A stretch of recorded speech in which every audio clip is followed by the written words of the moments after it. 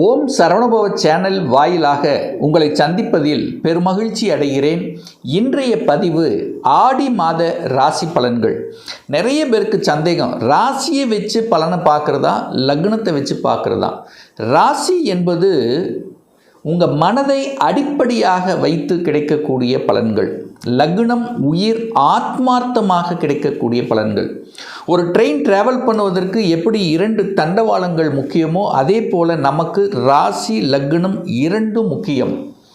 இந்த ஆடி மாத கிரகநிலை பார்க்கும் பொழுது செவ்வாய் பகவான் ரிஷபத்தில் உட்கார்ந்திருக்கார், புதன் பகவான் மிதுனமனையில் அமர்ந்திருக்கு, குருவும் சூரியனும் இணைவு பெற்று கடகமனையில் இந்த ஆடி மாதம் இருக்க போகுது. ராகு பகவான் கும்பத்திலும் கேது பகவான் சிம்மத்தில் வீற்றிருக்க இந்த மாதம் பார்த்தீங்கன்னா சனி பகவான் வக்ரமாகிறார். சார் இது எப்போ சார் இது நடக்குது இந்த வக்ரம் அப்படின்னா, ஆடி மாதம் 11ஆம் தேதி, அதாவது 27/7/2026 அன்று சனி பகவான் வக்ரமாக ஆகப் போகிறார். அப்போது இந்த கிரக அமைப்புகளை வைத்துக்கொண்டு இந்த ஆடி மாதம் என்ன பலன், எப்படி இருக்க போகுது, என்ன மாதிரி தெய்வ வழிபாடு உகந்தது என்பதை பற்றி இந்த பதிவில் நம்ம டீட்டெயிலாக பார்க்க போகிறோம். அதற்கு முன்னால் நம்முடைய சேனலை நீங்கள் ஃபஸ்ட்டு டைம் பார்ப்பவர்கள் என்றால் மறக்காமல் சப்ஸ்கிரைப் பண்ணிக்கிங்க. கும்பராசி அன்பர்களே, ஆடி மாதம் என்ன பலன், எப்படி இருக்க போகுது அப்படின்னு பார்க்கும் பொழுது, உங்கள் ராசிநாதன் என்று சொல்லக்கூடிய சனி பகவான் 2ஆம் இடம் என்று சொல்லக்கூடிய தனஸ்தானம், குடும்பஸ்தானம், வாக்குஸ்தானத்தில் போய் உட்கார்ந்துருக்கு.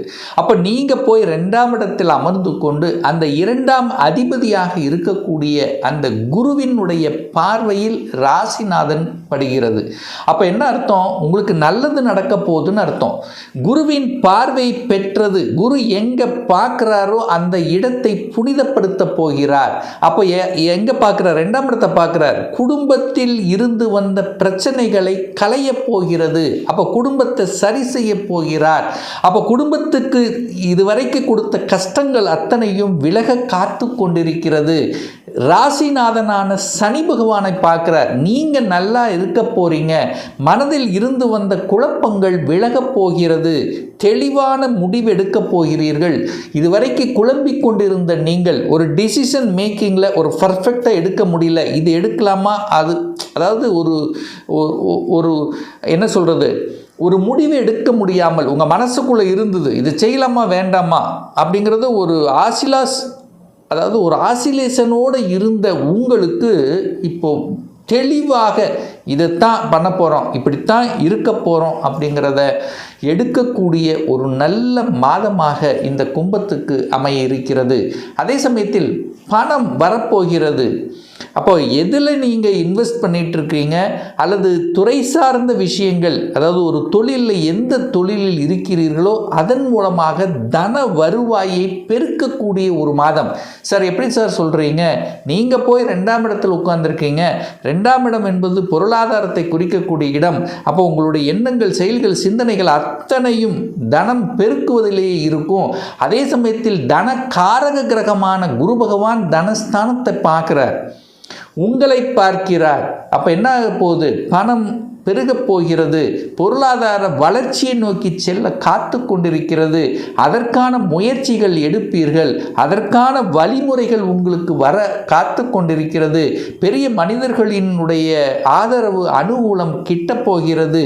தகப்பன் மூலமாக நல்லவைகள், அதாவது தகப்பனுடைய சொத்துக்கள் வரக்கூடிய அமைப்பு அல்லது தகப்பன் சார்ந்த விஷயத்தில் ஏதோ ஒரு நல்லது நடக்கக்கூடிய ஒரு அம்சம்ங்கிறது இந்த காலத்தில் நீங்கள் எதிர்பார்க்கலாம். 3ஆம் அதிபதி, முயற்சி ஸ்தானத்தின் அதிபதியாக இருக்கக்கூடிய செவ்வாய் பகவான் 4ஆம் இடத்துல சுகஸ்தானத்தில் அமர்ந்து கொண்டு 10ஆம் இடமான தொழில் ஸ்தானத்தை பார்க்குது. அப்போ 10க்குரியவன் 10ஆம் இடத்தை பார்க்குறார். உங்கள் முயற்சியால் தொழில் அமையும், தொழிலின் மூலமாக நல்லவைகள் நடக்கக்கூடிய, அதாவது ஒரு விரிவுபடுத்தக்கூடிய அமைப்புகள் அல்லது அங்கே இருக்கக்கூடிய குறைகளை எல்லாம் நிவர்த்தி செய்யக்கூடிய தன்மைகள், புதிய பிளான் வகுக்கக்கூடிய தன்மை, அந்த பிளான் எக்ஸிக்யூட் பண்ணுவதற்கு சில தடைகள் இருந்தன, அந்த தடைகள் எல்லாம் விலகக்கூடிய தன்மைகள், வியாபாரத்தில் ஒரு புதிய யுக்தியை கையாளக்கூடிய தன்மைகள், செவ்வாய் 4ல் உட்கார்ந்துருக்கார். ரியல் எஸ்டேட் சார்ந்த துறையில் இருக்கின்றவர்களுக்கு கூடுதல் வருமானம் கிடைக்கக்கூடிய அமைப்புகள் இதெல்லாமே நல்லபடியாக அமைகிறது அப்படின்னு சொல்லலாம். ஆனால் அதே சமயத்தில் 4ஆம் அதிபதியாக இருக்கக்கூடிய அந்த சுக்கிர பகவான் பார்த்திங்கன்னா இந்த மாதம் 16ஆம் தேதி ஆடி மாதம் 16க்கு அப்புறம் 8ஆம் இடத்துல போய் அமர்கிறார். 4க்குரியவன் 8ல் போய் அமர்ந்து கொண்டு அங்கே நீச்சமாகிறார். அப்போ என்ன அர்த்தம்? சுகம் சார்ந்த விஷயத்தில் கவனத்தோடு இருக்கணும். 4ஆம் இடம் சுகஸ்தானம், சுகத்தில் ஒரு கெடுதலை கொடுக்கக்கூடிய அம்சம் இருக்குது. அப்போ சரியான உணவு கட்டுப்பாடு, ஹெல்த்தை கொஞ்சம் அக்கறை எடுத்துக்கணும். 4ஆம் இடம் என்பது தாயை குறிக்கக்கூடிய இடம். அந்த தாய் ஸ்தானத்தின் அதிபதி இப்போ நீச்சமாக இருக்கிறார். அது 8ஆம் இடத்துல போய் விழுகிறது. அப்போ தாயினுடைய ஹெல்த்தையும் நம்ம கொஞ்சம் அக்கறை எடுத்துக்கணும் அப்படிங்கிறத மைண்டில் வச்சுக்கோங்க. அதே சமயத்தில் சூரியன் பாருங்கள், தந்தைக்குரிய கிரகமான சூரியனு போய் 6ஆம் இடத்துல உட்கார்ந்துருக்கு. எதிர்ப்பு, பகை, நோய் ஸ்தானத்தில் உட்கார்ந்துருக்கு. தந்தைக்கு காரக கிரகம் யாருன்னா, அந்த ஸ்தான கிரகம் யாருன்னா சுக்கிரன், அவரும் 8ல் போய் உட்கார்ந்துருக்கார். அப்போ தாய் தந்தை ஹெல்த்தை கண்டிப்பாக பார்த்துக்கணும். அவங்களோட சண்டை சச்சரவு போகாமல் பார்த்து கொள்வதும் இதெல்லாமே கும்பத்துக்கு ரொம்ப நல்லது என்பதை ஞாபகத்தில் வைத்து கொள்ளுங்கள். அதே சமயத்தில் 4ஆம் இடம் என்பது இந்த வண்டி வாகனங்கள், அதாவது வண்டி வாங்கணுங்கிற எண்ணம் இருக்கும். அதெல்லாம் பார்த்திங்கன்னா இந்த நீச்சமாகிறதுனால, வாகன காரக கிரகம் 8ல் போய் உட்கார்ந்துருக்கிறதுனால இந்த ஆடி மாதம் அந்த சுக்கிரன் நீச்சமாகிற காலத்தில் வாங்காமல் இருக்கிறது நல்லது. புதிய வாகனங்களை தவிர்த்து விடுவது நல்லது. அதே சமயத்தில் வண்டி வாகனத்தில் செல்லும் பொழுதும் கொஞ்சம் எச்சரிக்கை உணர்வுடன் இருக்கணும். எப்போ? ஆடி மாதம் 16ஆம் தேதிக்கு அப்புறம். ஏன்னா வாகனக்கார கிரகம் 8ல் போய் உட்கார்றார். அப்போ வித்தைகளை காமிப்பது, இரவு நேர பயணங்கள் செல்வது கண்டிப்பாக கும்பராசி என்பவர்கள் தவிர்க்கப்பட வேண்டும். 5ஆம் அதிபதி ஆட்சி பலத்தோட ஸ்ட்ராங்காக இருக்கார். அப்போ குழந்தை நன்றாக இருக்குமா? நன்றாக இருக்கும். குழந்தைகள் படிப்பு நன்றாக இருக்கும். குழந்தை நினைத்து, அதாவது குழந்தைக்கு இதெல்லாம் செய்யணும்னு என்னெல்லாம் ஆசைப்படுறீங்களோ அதையெல்லாம் செய்வதற்குண்டான ஒரு காலகட்டமாக இந்த மாதம் அமையப்பெறுகிறது. என குழந்தை காரக கிரகம் குரு உச்சமாக இருக்கிறது. குழந்தை ஸ்தானத்தின் அதிபதி புதனும் ஆட்சியாக வலுப்பெற்றிருக்கு. அப்போ கண்டிப்பாக குழந்தை நலன், குழந்தை படிப்பு, குழந்தை சம்பந்தப்பட்ட அனைத்து விஷயங்களும் நல்லது நடக்கக்கூடிய ஒரு அம்சத்தில் தான் இந்த ஆடி மாதம் இருக்க போகுது.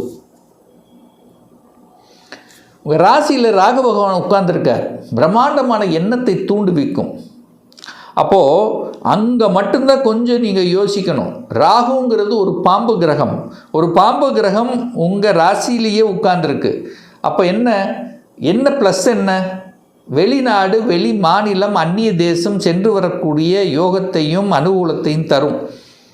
என்ன ராகுன்னா பாம்பு ஒரு இடத்துல நிற்காது, அங்கே இங்கே போகும். அப்போது ராகு தசை, ராகு புத்தியில் நடக்கிறன்னா கண்டிப்பாக வெளியூர், வெளி மாநிலம், அந்நிய தேசம் இப்படி எல்லாம் இருக்கக்கூடிய, அல்லது நிறைய கனெக்டிவிட்டி பார்த்திங்கன்னா அந்நிய மதத்தை சார்ந்தவர்கள், இவர்களுடைய கனெக்டிவிட்டி தான் கண்டிப்பாக இந்த காலகட்டம் உங்களுக்கு அமைய இருக்கும். பிரம்மாண்டமான எண்ணத்தை, ஆசையை தூண்டும். ராகுங்கிறது படம் எடுத்து காமிப்பதைப் போல பிரம்மாண்டமான எண்ணத்தை காமிக்கக்கூடிய நிகழ்வுங்கிறது கண்டிப்பாக உண்டு. பட் ரொம்ப பேராசைப்படக்கூடாதுங்கிறத ஞாபகத்தில் வச்சுக்கோங்க. 10ஆம் இடம் தொழில். சார் வேலை எப்படி இருக்கும், தொழில் எப்படி இருக்கும் அப்படின்னு கேட்டிங்கன்னா 10ஆம் இடத்தை பார்க்கணும். 10ஆம் அதிபதியான செவ்வாய் 10ஆம் இடத்தை பார்க்குறார். தன் வீட்டை தானே பார்த்து வலுப்படுத்துகிறது. அப்போ வேலை இல்லாத இந்த கும்பராசி என்பவர்களுக்கு வேலை கிடைச்சிரும். வேலை மாற்றம், இடமாற்றம், அதிகார மாற்றம், உத்தியோக மாற்றம் இதெல்லாம் கண்டிப்பாக உண்டு. ஒரு சேஞ்சஸ் அப்படிங்கிறது தொழில் வேலையில் நிச்சயமாக எதிர்பார்க்கலாம் இந்த கும்பராசி என்பவர்கள். ஏன்னா செவ்வாய் 10ஆம் இடத்தை பார்க்கிறார். குரு பகவானும், அதாவது தனத்தை கொடுக்கக்கூடிய குரு பகவானும் 6ஆம் இடத்திலிருந்து தனது 5ஆம் பார்வையாக 10ஆம் இடத்தை பார்க்குறார். அப்போ ஒரு சேஞ்சஸ் வருது. அது எந்த சேஞ்சஸாக இருந்தாலும் ஏற்றுக்கொள்வது புத்திசாலித்தனம் என்பதை ஞாபகத்தில் வைத்து கொள்ளுங்கள். அப்போது ஒரு நல்ல மாற்றத்தை எதிர்பார்க்கலாம். குரு 12ஆம் இடத்தை பார்க்குறார். 2ஆம் அதிபதி 12 பார்க்குது. அப்போ பணம் விரயத்தை பார்க்குது. அப்போ சுப விரயங்களை செலுத்துவது, அதாவது என்ன, குழந்தைகளுடைய படிப்பு செலவுக்காக ஈடுபடுத்துவது, ஒரு கல்யாண செலவு பண்ணுவது, அதற்கான சில இது எடுக்கிறது, வீட்டுக்கு தேவையான பொருள்களை வாங்குவது, இதெல்லாம் உங்களுக்கு ஒரு நல்ல தன்மை தான். வெளி ஊர் வெளி மாநில பிரயாணம், 12ஆம் இடம் என்பது வெளிநாடு வெளி மாநிலத்தை குறிக்கக்கூடிய கிரகம். ஸோ அதுக்கான ஒரு இது, ஏற்றுமதி இறக்குமதி சம்பந்தப்பட்ட புத்தி அறிவை வச்சு செய்யக்கூடிய கன்சல்டன்சி கமிஷன் சார்ந்த விஷயங்கள் தன்னை ஈடுபடுத்தி கொள்வது. 12ஆம் இடம் முதலீடுகள் சார்ந்த விஷயங்களும் சூப்பராக இருக்க போகுது. ஏதாவது ஒன்று முதலீடு பண்ணணும், தன்னுடைய குடும்பத்துக்காக அல்லது தன்னுடைய ஃப்யூச்சருக்காக ஒரு இன்வெஸ்ட்மெண்ட் பண்ணணும் அப்படிங்கிற எண்ணத்தை கொடுப்பது. இதெல்லாம் இந்த மாதம் ஆடி மாதம் கண்டிப்பாக இருக்குங்கிறதுல எந்தவித மாற்று கருத்தும் இல்லை. அதே சமயத்தில் சுக்கிரன் போய் 8ல் இருக்கிறதுனால கலத்திர காரக கிரகம் 8ல் இருக்கின்ற காரணத்தால் கலத்திர விஷயத்தில் ஆண்களாக இருந்தால் பெண்கள், பெண்களாக இருந்தால் ஆண்கள் சார்ந்த விஷயத்தில் கொஞ்சம் ஒரு எச்சரிக்கை உணர்வுடன் இருப்பது நல்லது இந்த கும்பராசி என்பர்கள். ஏன்னா சனி பகவான் வக்ரமாகிறார், உங்கள் ராசி அதிபதி வக்ரமாகுது. சார் எப்போ சார் ஆகுது? ஆடி மாதம் 11ஆம் தேதி வக்ரம். அந்த வக்ரமாகும்போது தன்னுடைய இயல்புக்கு மாறிய தன்மை, சில சமயங்களில் கோபம் வரும், சில சமயங்களில் பிடிவாத குணம் இருக்கும். ஸோ இதெல்லாம் அந்த கேரக்டர் லைட்டாக அந்த ஒரு என்ன சொல்கிறது, அந்த சனி வக்ரமாகிறார். வக்ரம்ங்கிறது உக்ரமாகக்கூடிய தன்மை. டக்குன்னு ஒரு முடிவு எடுத்தது இது டிசிஷன் அது கூடாதுங்கிறத மைண்டில் வச்சுக்குங்க. ஆக மொத்தம் நல்ல மாற்றம், தொழில் மாற்றம், உத்தியோக மாற்றத்தை தரக்கூடிய ஒரு நல்ல மாதமாக இந்த கும்பத்துக்கு அமையப்பெறும். இன்னும் ஒரு துல்லிய பலன், உங்கள் ஜாதகத்தில் கிரகங்கள் எப்படி இருக்குது, என்ன ஆதிபத்தியத்தில் இருக்குது, எத்தனை டிகிரியில் இருக்குது, இப்போ நடப்பு தசாநாதன், புத்திநாதன், அந்தரநாதன், சூட்சமநாதன் எப்படி இருக்குது என்பதை பொறுத்து நீங்கள் கேட்கக்கூடிய எந்த கேள்வியாக இருந்தாலும் சரி, இந்த 2026இல் சொந்த தொழில் செய்வதற்குண்டான கொடுப்பினை இருக்கா? அப்படி இருக்கக்கூடிய பட்சத்தில் எப்போ நம்ம சொந்த தொழிலை ஆரம்பிக்கலாம்? திருமணம் தடைப்பட்டு கொண்டே இருக்கிறது, எப்போதான் சார் திருமணம் நடக்கும்? எப்போ நமக்கு குழந்தை பாக்கியம் கிடைக்கும்? வேலையில் எப்போ இடமாற்றம் ப்ரமோஷன் கிடைக்கும்? எப்போ நான் வீடு கட்டுவேன்?